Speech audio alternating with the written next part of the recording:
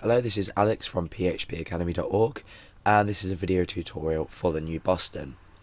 Now, in this video tutorial, we're going to get to grips with the basics of creating a PHP file, what extension we're going to give it, and how we're going to set up the inside of the file to ensure that our web server deals with it correctly. Because PHP isn't part of our web server package, we may need to specify in Apache to look out for PHP files, and you can do this in your http.conf file that we've already looked at when we've set up our Apache installation. Now, PHP is server-side, so whatever you write in between PHP tags will not be able to be viewed by people. Usually, when you create an HTML document, you'd start with your HTML tags. You'd obviously do it much more correctly than this, but you'd start with your HTML tags. You'd create your body tags and different information and different functionality of the page will go in different places. Now in PHP it's a lot more loosely structured, and the way we do things is we use PHP tags. Now on their own, PHP tags look like this. So you can see that it is it's a mirror image of a less than sign first of all, then a greater than sign at the end here. In between are these question marks, and then just the words PHP. It can also be specified like this. Now this might look a bit odd to you at first. However, what we actually do is just after PHP here, we come down and everything we want to write in PHP goes in here. So every time you set up a new page and you want to include some level of PHP in it, for example, you can combine PHP and HTML in a page.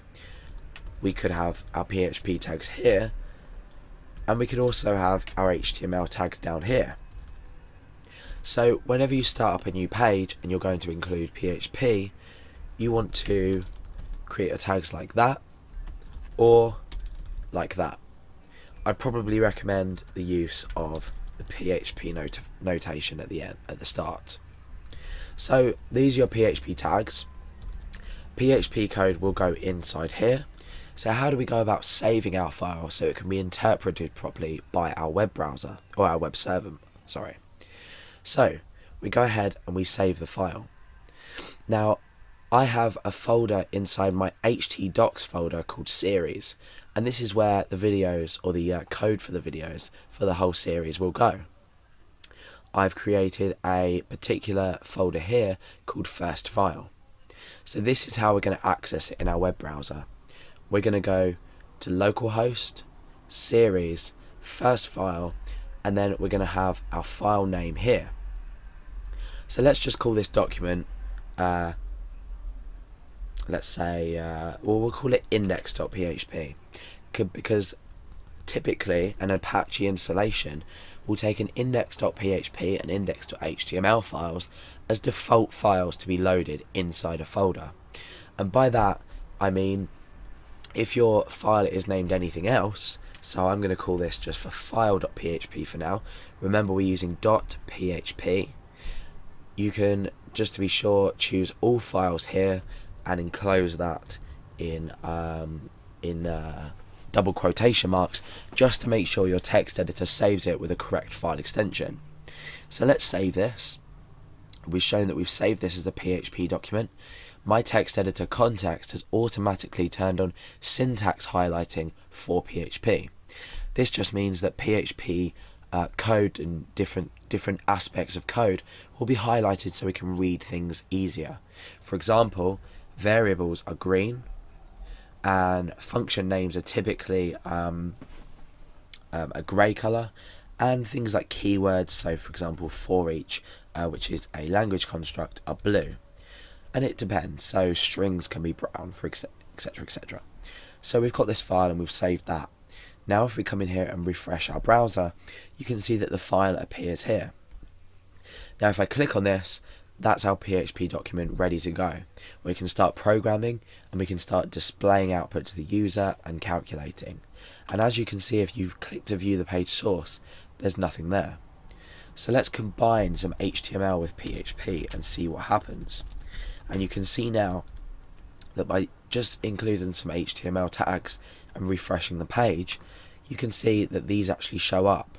However, our PHP code will be up here, however it won't be shown because it's interpreted by our web server program. That's where everything's sort of calculated, and then we display the output that we want using PHP. So it's a server-side scripting language as opposed to HTML, which is just tags that are interpreted by different browsers. Okay, so like I said earlier, you can name your file and give it a specific file name, or you can choose to name it index.php. So I'm going to start up some PHP tags and I'm going to save this as index.php. Now this is in this directory if we go back, so when I refresh, index.php will automatically be opened. We won't have this index of /series/first file. We won't be able to see the files. We'll just be presented with the index.php page. And to test this, I'm going to use a simple command in PHP to demonstrate this. I'm going to say echo, and this is my output. There's a tutorial on echo and what it does, or you'll see what it does, but how it works and a bit more information about it. So for now, I'm just going to be outputting this to the screen. So let's refresh the page. You can see that we've automatically gone to index.php. My browser doesn't show it up here, but let's just type that in manually so we can definitely see. So the page, it's automatically gone to index.php. If I just choose to go to the file, the folder I mean, is exactly the same. So these are different conventions of naming files. If you name something anything else other than what's specified, index.php and index.html I think are default specified in an Apache configuration. However, normal files are not named to open by default. So that's a bit about naming files and how you should name and create your files, and you've learned also how to set your PHP tags up ready to code inside them.